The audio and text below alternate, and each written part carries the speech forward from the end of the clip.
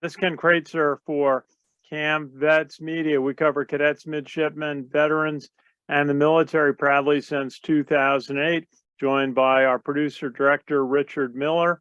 And very proud and pleased to have back with us a former NFL player and a author of two books we're going to discuss, and most importantly, an Army football dad, and that is Patrick Morrison, who is his son.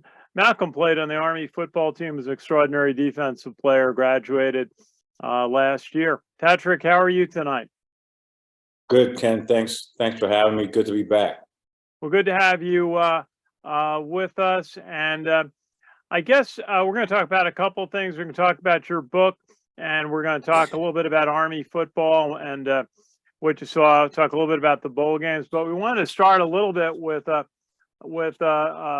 unfortunate story coming from the NFL, which everyone in football is concerned about, and that is Damar Hamlin, who was a Buffalo Bills player who was hurt in a game this weekend against the Cincinnati Bengals, actually the Monday night game, and took a shot and stood up and then collapsed, and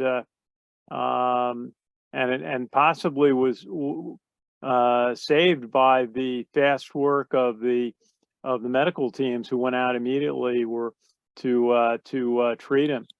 Patrick, what was your thought observing what happened to Damar Hamlin this week? Well, first, my prayers go out to him and his family and the team and all those involved in his life. And the National Football League, right? That's the first and foremost thing, is his health. And we pray that he makes a full recovery and can return to regular duty, maybe on the football field, or continue his professional life outside of football. We just want him to be healthy, right?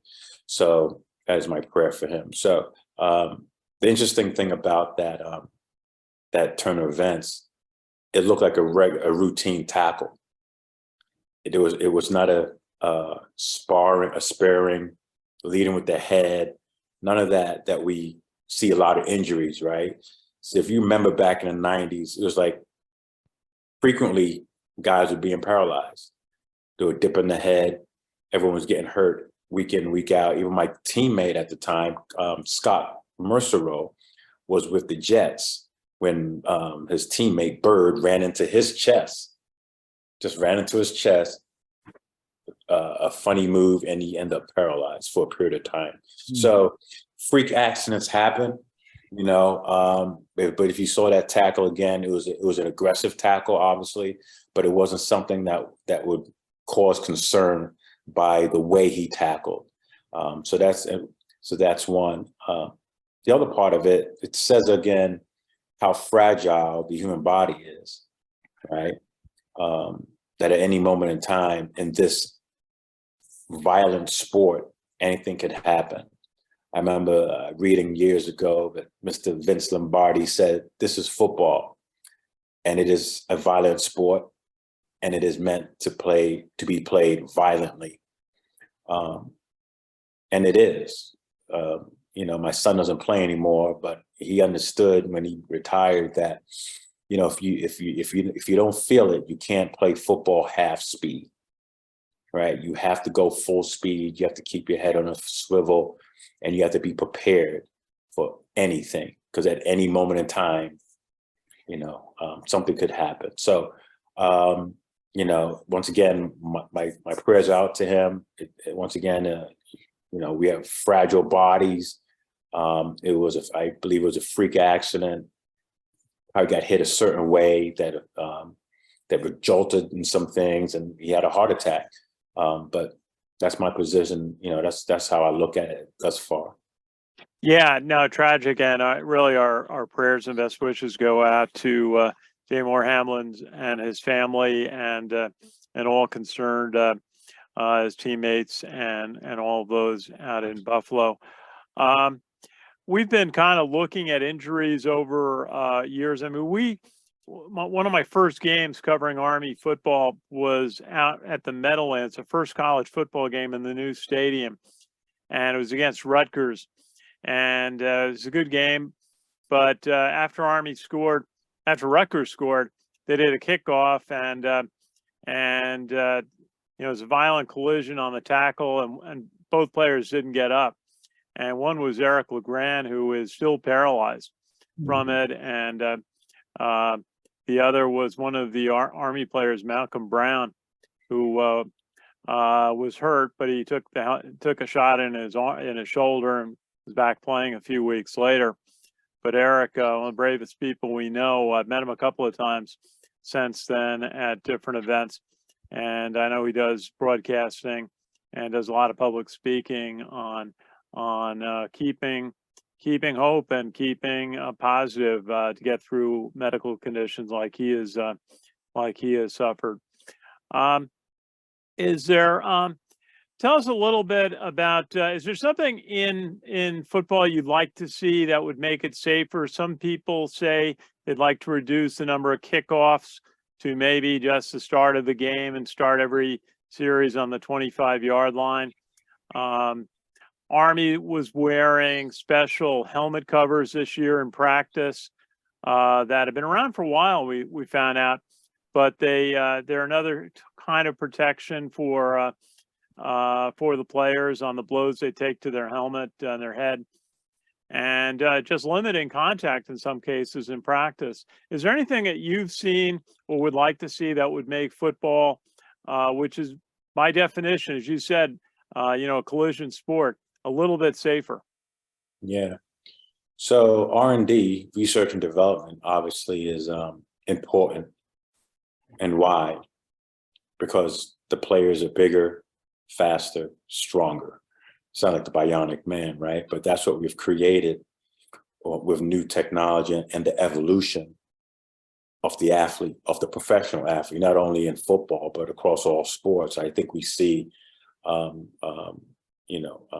younger people doing greater things on the field of sport, right? You see younger children dunking the basketball at 12 years old and 11 years old. Like, how's this happening? They're growing, growing like overnight into like 6-7 footers. We're like, what's going on? I don't know if it's the food or whatever it is, but whatever it is, we have a different athlete in the 21st century. So our research development technology has to catch up. But until then, I think some modifications to the game has to be made. And what are those modifications? I'm not quite sure, but maybe reduce the probabilities or the opportunities to get injured, like you mentioned. Kick off, these guys are running 4.4s, 4.3s going downfield, and going to hit a target that's coming at them 4.4, 4.3. That's a recipe for a major collision and major injury. So yeah, why not start the ball like a kickoff and a fair catch and start at the 25 or 30 to eliminate the probability and reduce the opportunity for injuries, during that time period. So yeah, some modifications will be needed, I believe, because we just have a different athlete here in the 21st century. Yeah, certainly. We were talking a little bit before. Athletes today are just bigger, faster, stronger, and playing football on turf. You almost always have a perfect field. You don't have some of the sloppy grass fields that you probably played on in November and December in the NFL that slow things down by definition. But we'll see. I think it's going to be more discussion. Certainly, monitoring practice and the number of hits that a player takes over a period of time over their careers is being watched. Now, tell us a little bit how Malcolm, your son, what a career he had as a Army defensive player, defensive back, but also played the hybrid linebacker position in his career, which is sort of a common college position. How's he doing? He's doing good. I just got off the phone a couple minutes ago. He's waiting to go into officer training school, Bollock. As soon as they give him the call. As you remember, to go into the NFL, you have to get a waiver signed to go and play. So that waiver was signed. He went with the Raiders, spent a couple of weeks, and then he decided not to continue. We could continue. I would like to continue that conversation. But he's doing fine. He's doing good, and we're happy for him and for him to continue his duties 5 years and see what happens after that. But to go back in regard to Malcolm, it's related to what we just finished talking about in regard to injuries, right? So he played. He was on the varsity team for 4 years. He started for 3, and he went from a cornerback, which doesn't necessarily get that much contact, right, to inside position linebacker, which he's a great hitter. He's fast, he's strong, and that's why they put him there. And he could cover, right? He could cover the slot. But being in that position itself puts him in danger, or puts him in the position of the opportunities I talk about, of the probabilities of having more contact, right? Having more contact with other running backs that's running the same speed he's running. It might be a little bit heavier, or you may have to take on a tackle coming off the corner, or a guard, right? So being 195 pounds, 5'11", and going and doing that a weekend, the probabilities of getting hurt rises, right? That being said, he retired because he felt his body breaking down. He was doing very well. I got calls from the Raiders. Hey, Malcolm's doing a hell of a job out here. Can't wait to have him around. He'll have a long career in the National Football League. They called me directly. But he said, Dad, I just couldn't do it no more. My body's in pain. I have a lot of injuries, lower back, the whole 9 yards. So it's a tough game. It is a violent sport. And long-term, it could have some long-term effects. I still have some effects, but I applaud him for making that decision as a 21-year-old that had a lot of money sitting in front of him, that he decided it wasn't worth it, right? Your health is your wealth. So, it's a tough sport, but he's doing well. He's, like I said, we had him home the last 2 weeks. We went to Turks and Caicos. He had a great time. Said, Dad, I haven't vacationed in 5 years. So he just loved it, and he just left this afternoon, this morning, 11 o'clock. He's back down in Lawton, Oklahoma, getting his week started and just getting his paperwork together. The home of Field Artillery. I was there, I think it was 2018, before the Army-Oklahoma game. Got a chance to visit. My dad actually commissioned there during World War II, and his brother, both field artillery officers in World War II. And it is a different place. That's out on the prairie. It is. He tells us. It's about 30, 40 miles away from the big cities in Oklahoma. That we had a chance to visit Oklahoma City and where the University of Oklahoma is. Well, that's good. Our best wishes to him. It was a kind of a eye-opening experience for him to go and spend a couple of weeks with an NFL team, with the Raiders. He met a lot of players who were established NFL veterans, and the NFL, just work style. What was it like for him? Did he describe? We talk about it all the time, and sometimes I question, are you sure? Are you sure? Because he never had aspirations to go to the National Football League. I know, living in my house, and we had some friends, and that in the NFL. But he said, Dad, I just wanted to go to school so you didn't have to pay for it. I wanted to prove to my counselor in high school that I could play FBS football, who didn't believe he could play FBS football. So he accomplished what he wanted to accomplish. So when he got there, and being amongst the other rookies and few NFL veterans, he was like, I did it. I did it. They had him at second string gunner, and they had him going between the strong safety position and a corner position. They had him alternating in second team because they was making some trades, and they moved the strong safety over to corner. They was going to have him back him up. So he was ready, and they was going to give him an opportunity to make the team. He signed a contract, he had bonus money, the whole 9 yards. But when he decided that it wasn't worth it, he just said, I gotta leave because I won't have a future. I won't be able to walk. Well, it's certainly a an important decision because health is so important, and we know that the stories of NFL players who have come away from their careers with serious injuries, and some have said that just the number of years of repetitive head blows, contacts can add up to a difficult outcome. But our best wishes to him. Thank you. How does he look forward to his Army career? 5 years and starting out in field artillery. And what is he looking forward to in his Army career? He's excited. No, he's excited to get started. To do his duty, do his time, and to learn as much as he can. He wants to, lead men.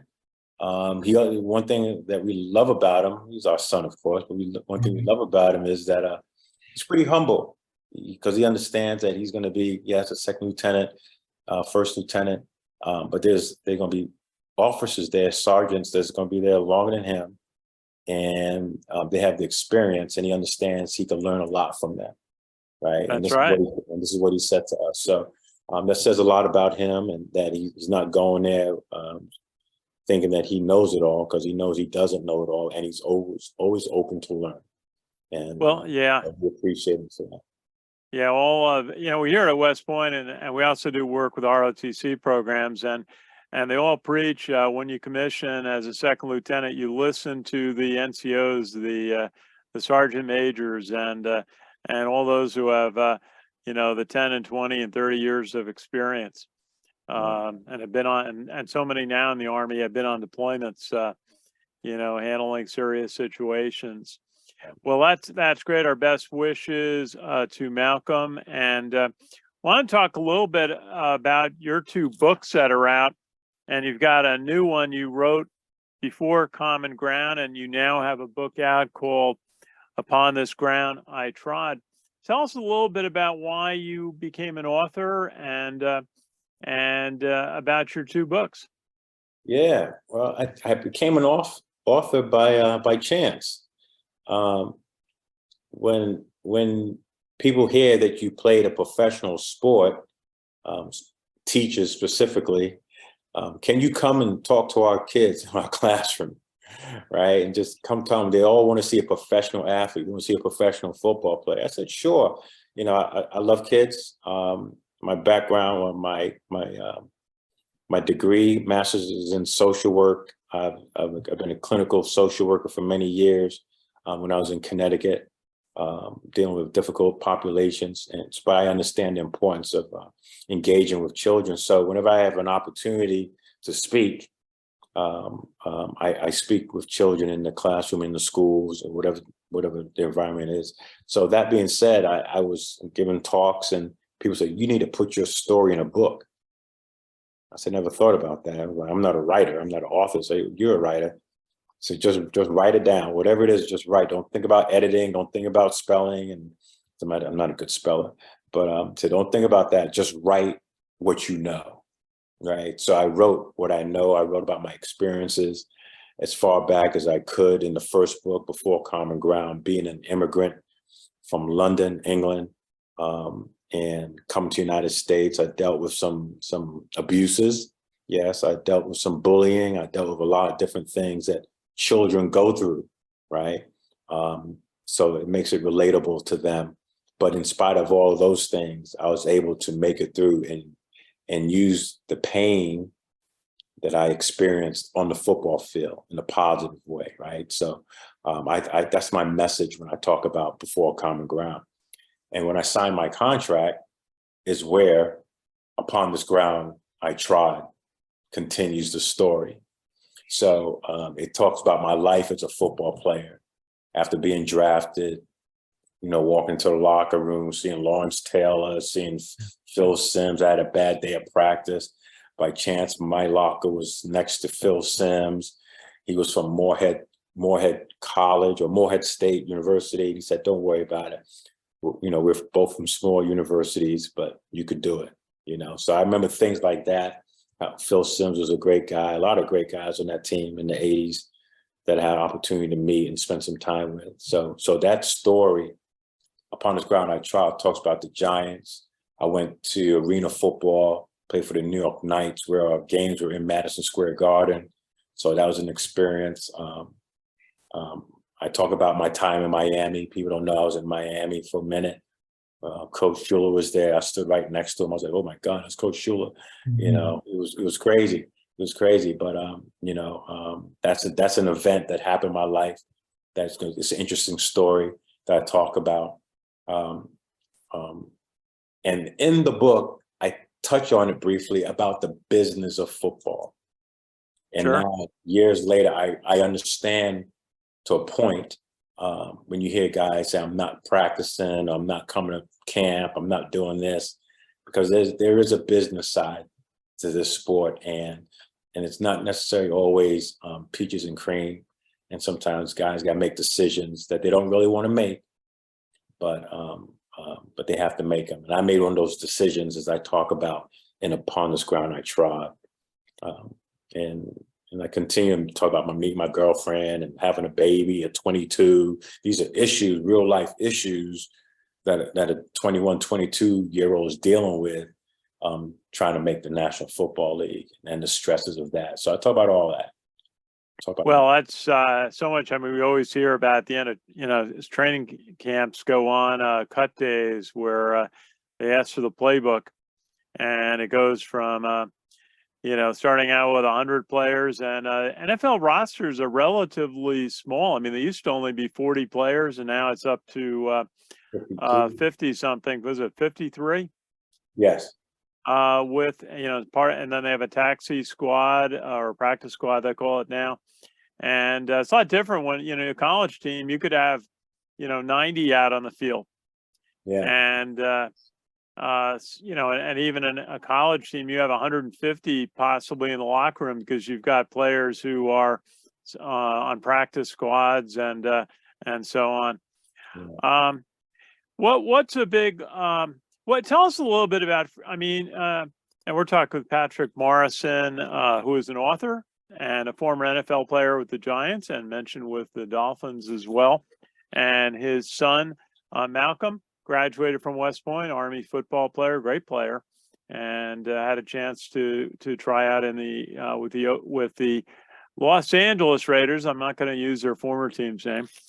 Tell us a little bit about coming from England. I mean, you learning something about football, going to Southern Connecticut State, and then the huge leap to making the NFL. What that whole process. What were some of the points that allowed you to keep advancing in football and going from, the high school to college, and then the huge leap from a small college in Connecticut to the NFL? Well, I think you're from the New England area, and I'm from New Rochelle, New York. I'm next door. I grew up in Pelham. That's what I'm saying. You know exactly what I'm about to say. See, New Rochelle, New York, people think it's way out there in the country, but we're right outside New York City, and we have a long history of great football players that's come out of New Rochelle. That people don't, well, not only football players, but actors, politicians, the whole 9 yards. It's come out of little old New Rochelle. My boss at my company, CBSI, Bob Conti, was a high school All-American. I know that New name. Rochelle High School. Yeah, I know Bob Conti. See, small world.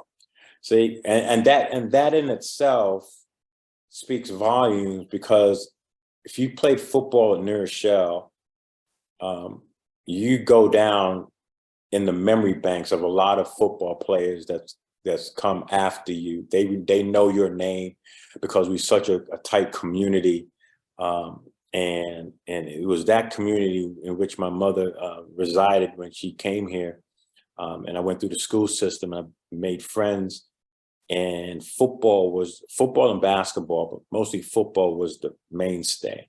And I used football, like I mentioned earlier, to get some anger out and do some things on the field. And I learned how to play football in New Show, right? And a lot of those guys I played football with were great football players. All right, they were a lot better than I was, but I learned from them how to play the game. And I talk about that in Upon This Ground I Trod and before Common Ground, that I used to watch them, who are organic to America in regard to playing the game of football, to this foreigner immigrant came here, was 8 years old, that was into kicking the football instead of catching and running and everything else, right? Sure. Right. So I learned to play the game by watching these young men, and we became friends. These same people, many of them went on to college, and some of them went to Southern Connecticut, right? That I played high school with, or I watched play high school. I might have been a sophomore, they were a senior. And they said, yo, you need to come to Southern. Coach Kevin Gilbride is here. He's great. Coach Stoughton, my teammate Jeff Stoughton, there's a lot of great players come to Southern. So it was like a family that moved from one state to another state to another state. We just followed each other. So I had to support, that's where you're going. I had the support of teammates from Pop Warner all the way up to college that I played with, that encouraged me, that showed me the right way to conduct myself as a college athlete. Those guys that left high school before I did, and that's how I made it through. I was never on a campus where I felt alone, or I didn't know anyone.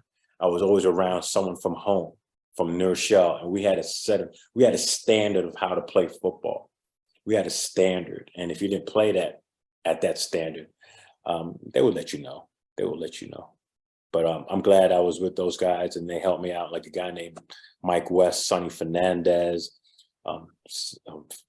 Celestino, a lot of great players, man. Castagna, a lot of guys that changed my life in regard to how to be a football player. Coach Crocker coached us all the way through that, right? Crocker, sure. Yeah, Harold Crocker. Harold Crocker, I'm sorry. Yeah, coaches all the way, coached all of us how to go from boys to men and play the game of football well. So yeah, so that's what helped me and to get me where I am, and what motivated me and supported me to make it through Pop Warner, high school, college, and a lot of them came and supported me for the little time I had with in the National Football League. Well, how was it going from Southern Connecticut and getting finding your way to the New York Giants? Yeah, well, man, obviously, right? The little immigrant boy, never thought about he'd be playing at the Giant Stadium in East Rutherford. But it was a jump, and it was scary, right? I talk about it in Upon This Ground I Trod, because now you're about to be on the field where people used to watch on Sundays. And you heard about Lawrence Taylor, the greatest linebacker, that he's now going to be your teammate. Joe Morris, another one. I'm like, wow, I'm going to be on the field with these guys. I'm scared out of my pants. Let's be honest. I'm scared out of my pants that I'm going to be on the field. But I'm like, wow, I am going to be a football player. Harry Carson used to get his hair cut at my barbershop in New Rochelle. And I write about that in the book, how I told him one time, hey, I'm going to see you in the NFL. Never think I'm really going to see him in the NFL. And that he's going to be my teammate. Right. So you never know. But obviously it was like so surreal that those things came true. And I was amongst greats, and I was nervous. It was a nervous time. And I did the best I could under those conditions. And I think I held my own, because there was a few times in there, say, who made that hit? And were there any great opponents or moments where you saw, you were a defensive back, or tell us a little bit about your position, but was there ever a moment where you saw this big fullback running at you, going to do a block, or a big offensive tackle about to block, looking for you? And what was that like? You got to get the book, because these questions that you're asking, I touch on them in the book, right? Okay. So yes. So in college, I played free safety. So I'm 12 yards back and I'm able to see the entire field, come up in the alleyways, make tackles, get off the hash, make plays downfield. When I got to the Giants, they moved me closer to the line of scrimmage, and now I'm at the strong safety position. At that time, it was Terry Kennard. Yeah. Was a strong safety. He was a first-round draft pick, the Giants. From Clemson. And the safety was a Yaley, Kenny Hill. I think his name was Kenny Hill. Okay. He was the safety. So they moved me closer to the line. So now it was a new position that I had to learn, right? And that was a learning curve I had to go through. But that being said, in practice to this day, I write in the book, I was at strong safety on the right side of the field. We were in Pleasantville at Pace University. That's where we used to practice. I remember that. I went there once to watch the team practice. Yeah. So I'm in strong safety position. I back up. It's a draw. And guess who gets the ball? O.J. Anderson. Gosh. O.J. Anderson, if you know what O.J. Anderson Huge fullback. Huge fullback. His thighs is as big as my waist.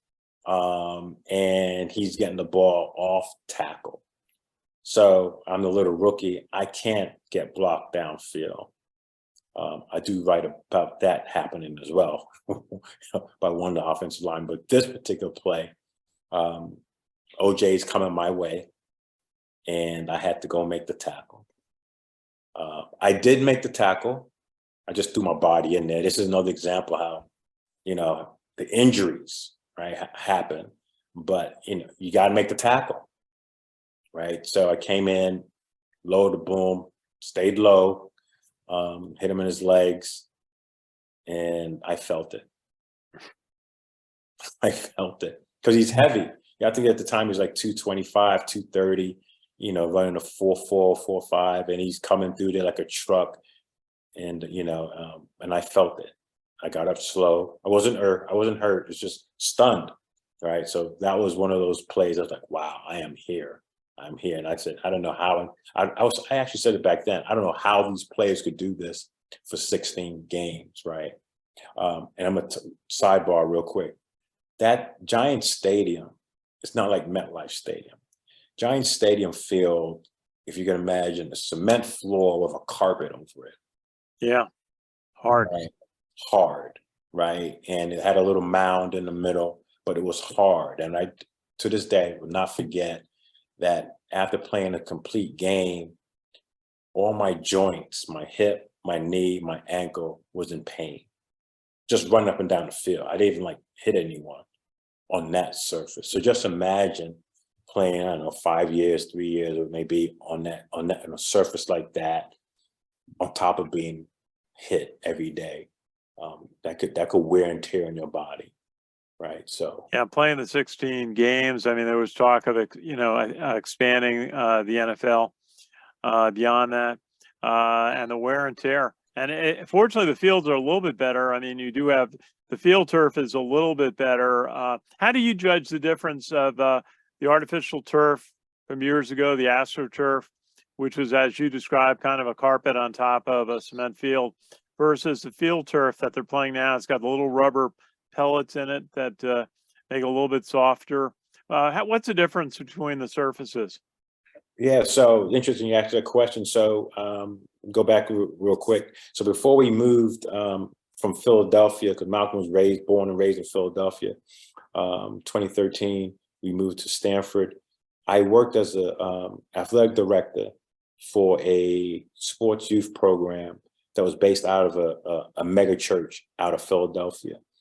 And I was responsible. They were talking about putting a new turf field in, and they put it in. So I got the opportunity to see it being laid, all the rubber pellets that you're talking about being put onto the field, put onto the synthetic grass.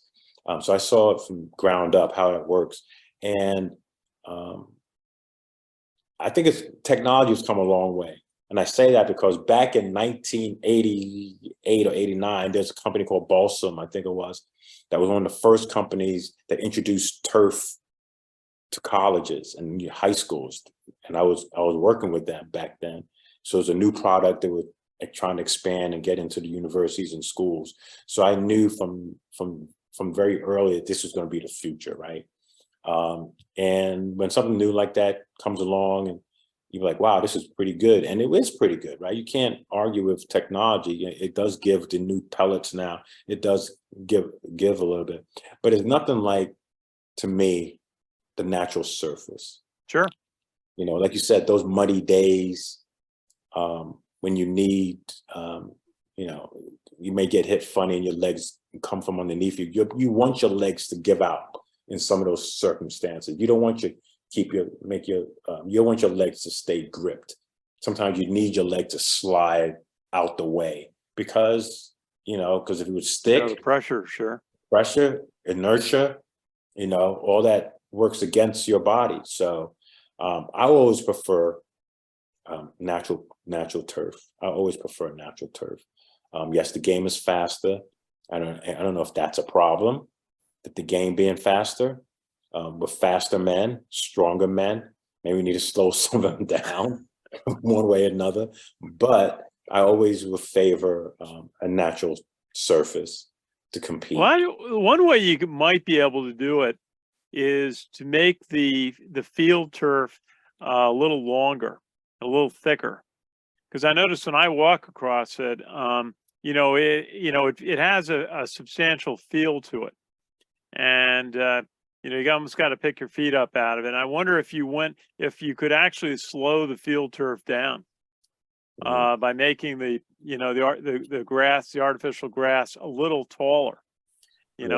I wonder if that would change. I'm sure all the receivers and running backs want to keep it fast. Yeah. So, I know West Point has, I think, 7 field turf football fields.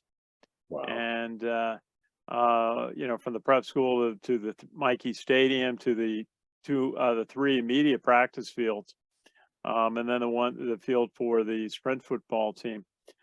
So field turf, because it looks good and it also can be played on 365 days a year. There's a field turf soccer field down the road from us in White Plains, and they're out there playing there all winter. Right. As soon as they can brush the snow off, they're out there playing on it because it comes back very quickly. Right. So I guess it's cost efficient, right? It makes sense because you save the county, you save the school, you save money, right? Yeah, I know as long as it lasts 5 or 8 years that the turf lasts, you can play on it every day and it's going to look good and be consistent. And so a lot of schools love it because they can go from playing football to soccer to lacrosse, all in the same day, and do it 7 days a week, and it holds up. But there is more wear and tear. Fortunately, the fields seem to be better. Let's see. Richard Miller, do you have a question for our guest? Richard's been helped set our programs up. Any question do you have? I really don't have a question for you. I just let me say, I don't really have a question for you. I just think so I really don't have a question for you. I'm just really enjoying having you join us. It's nice to see you again. I don't have a question, Ken. Okay, that's fine. But Richard's going to remember next year we're going to call Patrick Morrison early in the year and get him back on our show, helping analyze Army football.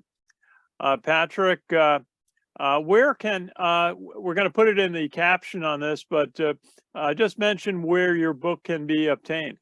Okay, so the book can be obtained on all book platforms, including Amazon. If someone wants to email me, and I could give them my Cash App for a signed copy by me, PatrickLivewell@yahoo.com. Okay, we will put that in the caption.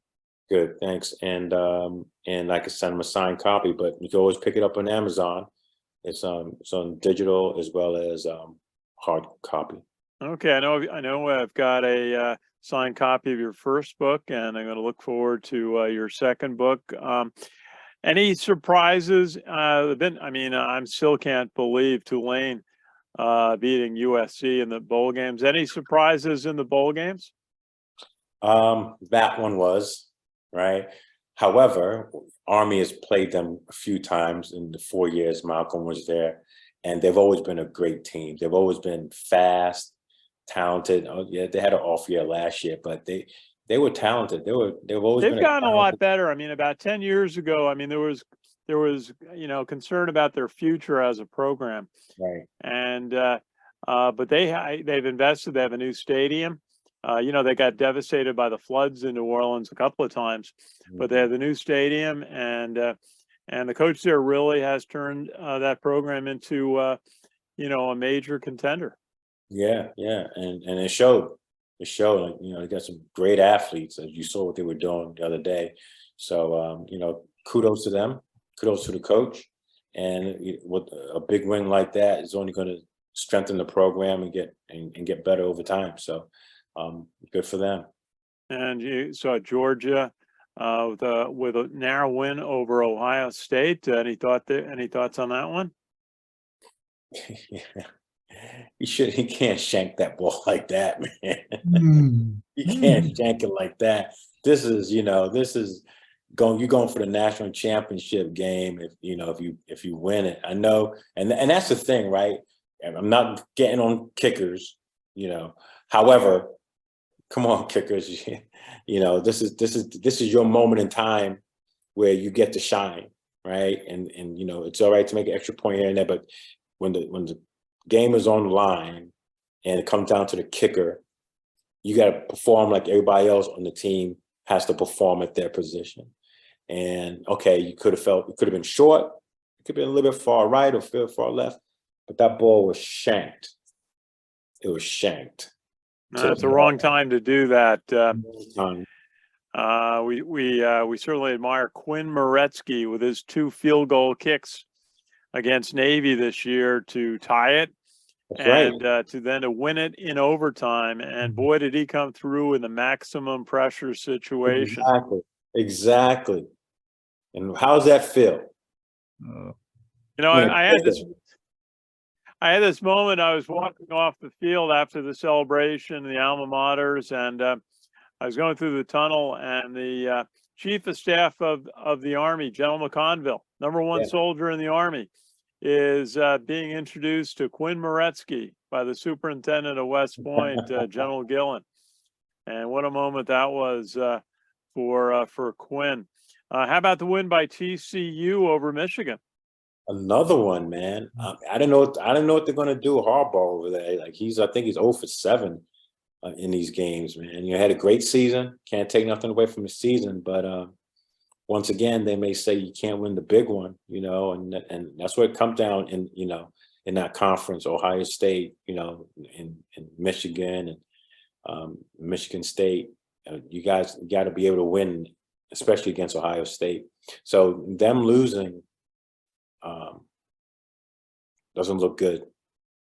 Well, at least they got there. I always remember the Tom Landry Cowboys. It took them a bunch of games that they lost in championship situations before they finally got over the hill and won a bunch of major games.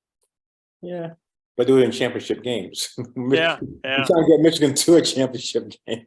Yeah, who's your? Well, we're gonna let Richard. Richard always likes to pick a game. Richard, who are you picking in the college football playoff championship game? Bulldogs. You're gonna go for the Bulldogs. Bulldogs. I am picking the Bulldogs. I love dogs. I am picking the Bulldogs. The Bulldogs are gonna be barking, and they're gonna be the last ones standing.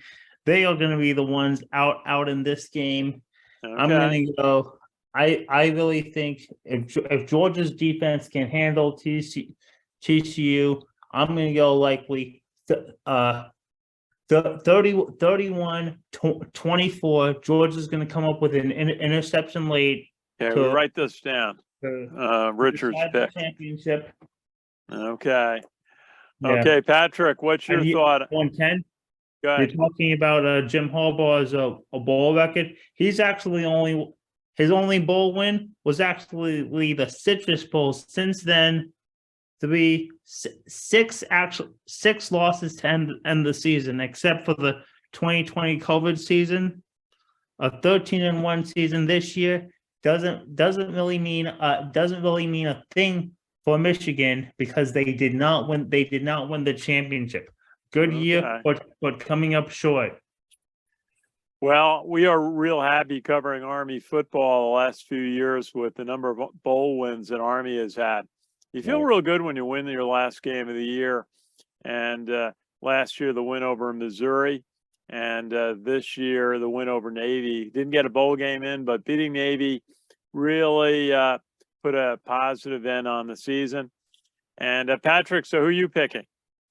I am going with Richard and going with Georgia. I'm going with Georgia. Tried and tested coach, team. They've been there. They know what it takes to win. On the other hand, TCU, I think they're going to be moving out on adrenaline and playing with nothing to lose. Yeah, no one's expecting them to be there, so I think it's going to be interesting. It's going to be should be an exciting game, but I think Georgia's going to pull it out. Okay, well, we've been down at TCU Stadium in Fort Worth a couple of times for the Armed Forces Bowl. Army has won both games. They beat Houston and they beat Missouri on that field. So we like TCU. Hey, Patrick, while we got you, I thought of something I should really ask you about. I mean, the changes in college football with the transfer portal and name, image, and likeness, which is now part of what you might call the business of college football today. How do you view it? It doesn't apply to the name, image, likeness doesn't apply to service academies who are, soldiers or officially soldiers or sailors or airmen in the military. They're not allowed to take essentially a second job. But how do you feel about these changes? Name, image, and likeness, maybe we'll start with. So there's two schools of thought. One being individuals taking a position that for years the NCAA have been taking advantage of student athletes, making billions of dollars off their name, image, and likeness. So people are saying, well, it's time for us now to get a piece of the pie because everyone else is getting rich off of my name. Could you imagine the Fab Five, Michigan back in the day, if there was NILs? Those guys wouldn't care about going to pros or not. They would have made quite a few $1 million right there in Michigan. So some people are saying it's, they love it.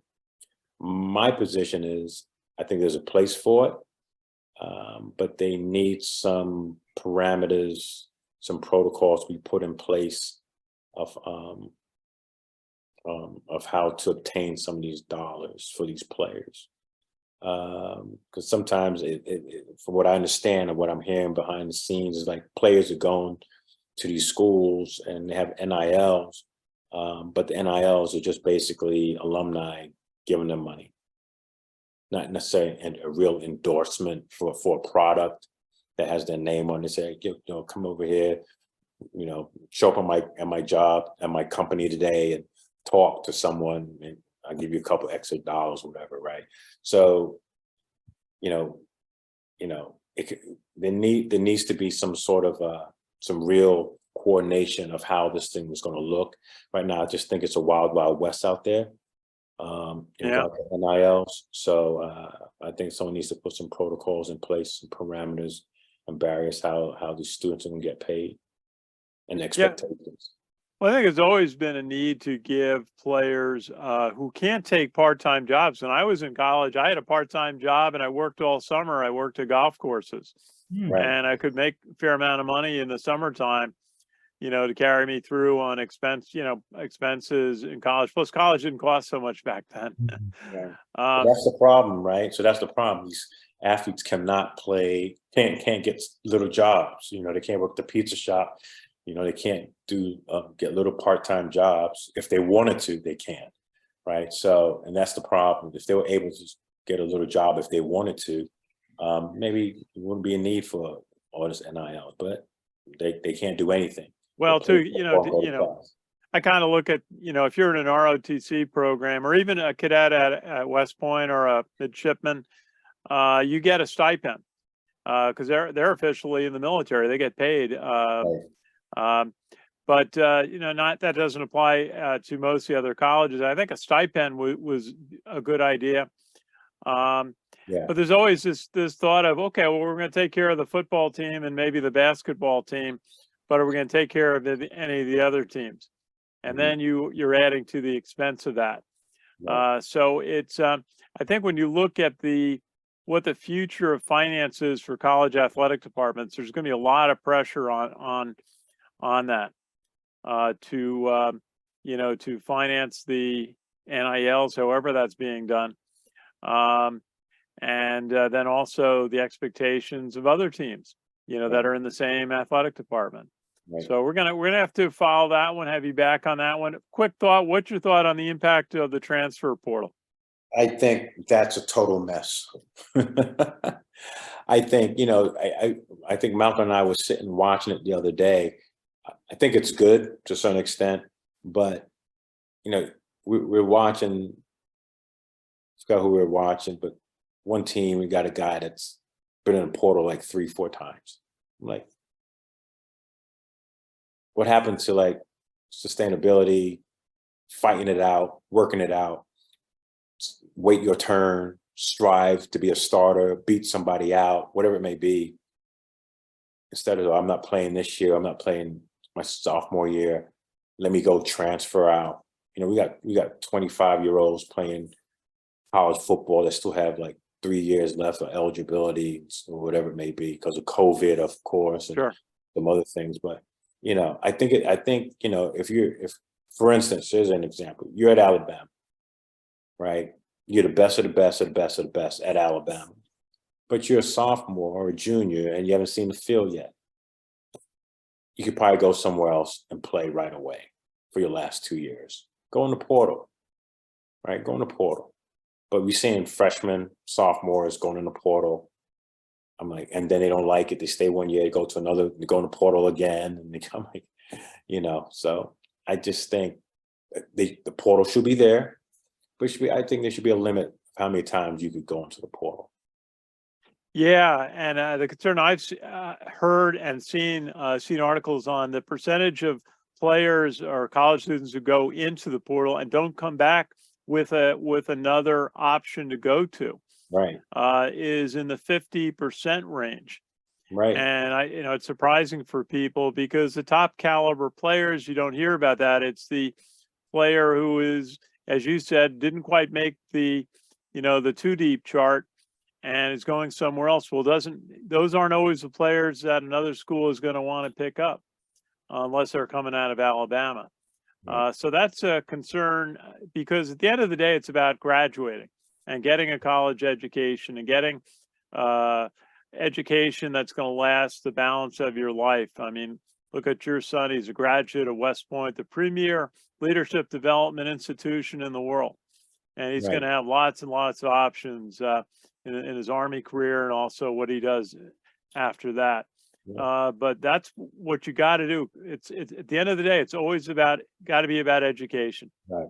Got to be about education. And I also mentioned this to Malcolm the other day, and what I love so much about West Point and the academies, you have those student athletes that, lack of a better term, they're tweeners, right? The big time schools say, hey, a little bit too short for us, whatever it may be. So, and they have the academic prowess to attend the academies. But these guys that attend, they don't have aspirations to go pro. They just want to play football. Sure. They play it for the love of the game. And they know if they come to the academy, they're going to get an opportunity to play. They don't have to, they don't want to go to Alabama and sit for 3 years or 4 years, right? And never see the field or hold it and just say, I'm glad I'm to be part of Alabama. Like you come to Army and you work hard. You're going to play and you're going to get the #1 college education, leadership education in the world.